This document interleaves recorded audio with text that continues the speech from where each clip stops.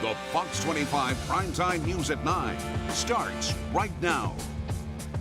Dramatic new video just into the newsroom. A liquor store owner and her daughter fight back against a robber. You definitely want to see this. Oh, for sure. But first, another dreary day around Oklahoma. This is a live look in Norman tonight where it is still cold and wet. How will this affect your weekend plans? Let's get right to Fox 25's Chief Meteorologist Jeff George with a timeline of what's coming up next. Jeff. Good evening, everybody. Sometimes dreary is a pretty good thing, especially when it comes with a lot of rain. And most of us got exactly what we needed today, a big soaking, except for you folks over here in far west and northwest Oklahoma. I hate to say, more than likely where we needed it the most, you guys got the least amount. And over the next 24 hours, we are expecting a lot more rain to come in. But again, you guys, west, northwest will almost get stiffed with any kind of rain showers, very low amounts. But so far today, we're doing pretty good. Central Oklahoma and Oklahoma City, about a ½ inch to an inch. As you go south and east, 1 to 3 inches. And if you did not get a lot of rain in central parts of the state today, maybe like up north, more rain is coming on in tonight and tomorrow morning. All the heavy showers that we had on and off throughout the day are now mostly east of I-35. We have some heavy downpours over here in Seminole County, moving towards Okfuskee County. So Seminole, Cromwell, Wewoka, Wetumpka, all getting rained on right now. And we have some light to moderate rain as you head down here towards south central Oklahoma,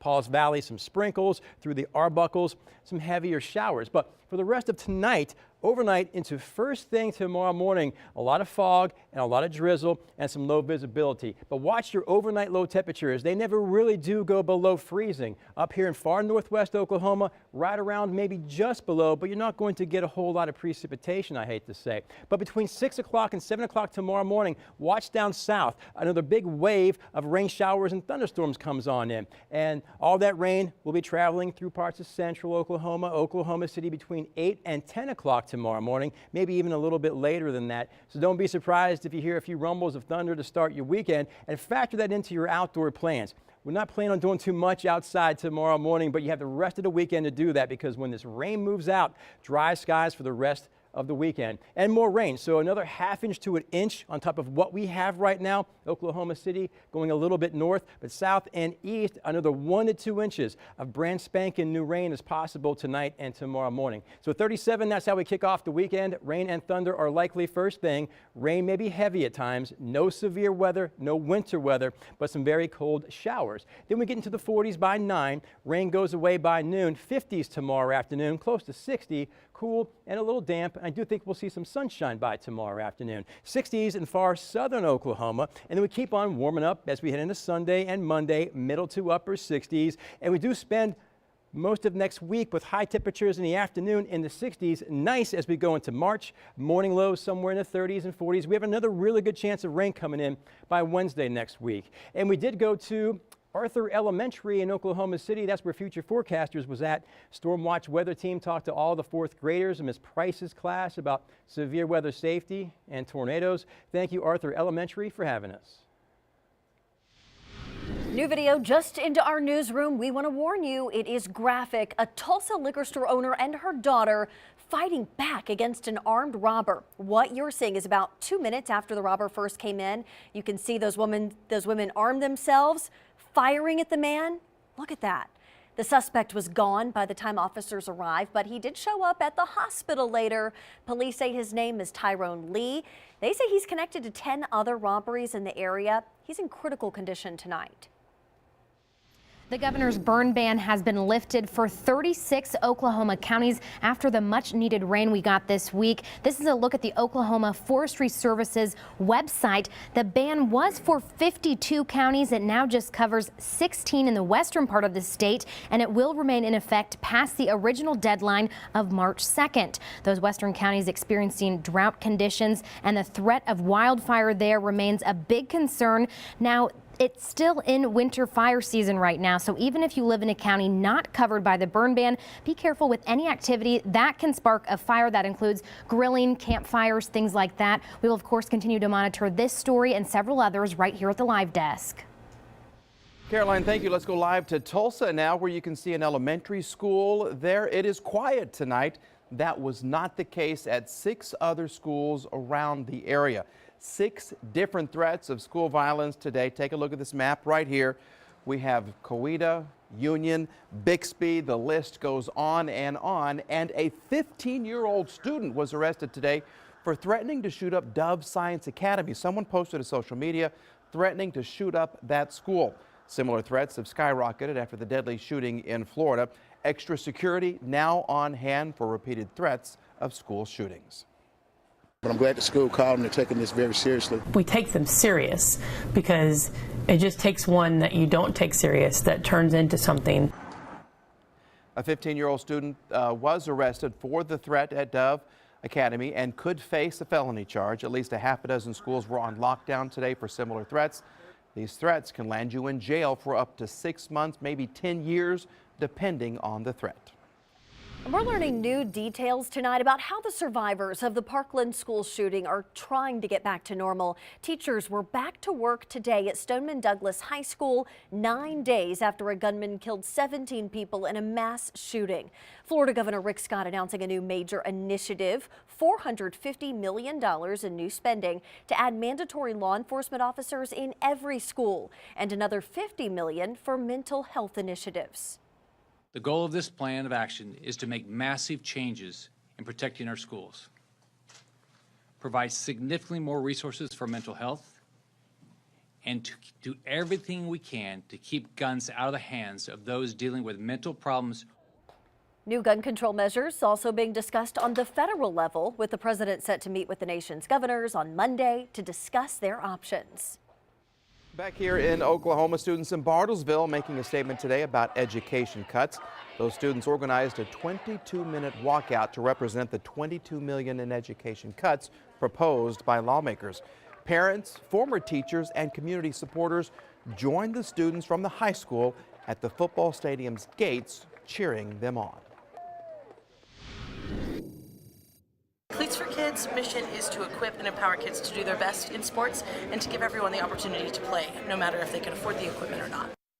Families of track and field athletes at 3 Oklahoma City public schools don't have to worry about finding the money to pay for their sports gear. Their student athletes are being fitted for specialized track shoes, and they're going to get them for free. That first fitting was held today at US Grant, and Fox 25's Jordan Lucero, you were there.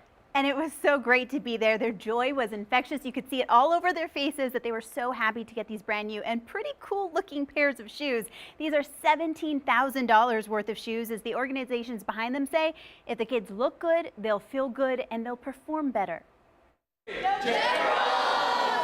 Student athletes at US Grant High School pose for a picture with people who are about to make a big donation to their team, and a professional athlete there to inspire them. I am a professional runner. Frazier Leguest graduated from Grant in 2008. He says joining the high school track and field team was life-changing. This was my key. This was my key for education. This was my key to now my career.